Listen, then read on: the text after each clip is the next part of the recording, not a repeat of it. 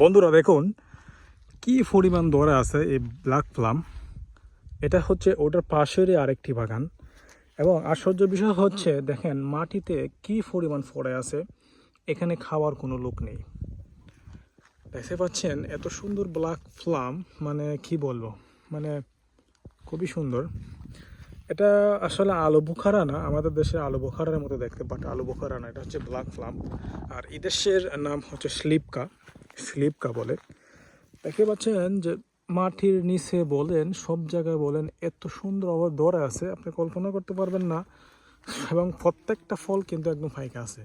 চতুর্দিকে মৌমাছি তারা ফলের রস সংগ্রহ করতেছে। এদেশে কিন্তু আবার ফ্রেশ মধু পাওয়া যায়, একদম ফ্রেশ। আমি আশ্চর্য হচ্ছি যে নিচে দেখেন কি পরিমাণ ফলে আছে, কিন্তু নেওয়ার মতো কোনো লোকই নেই। এটা সবচেয়ে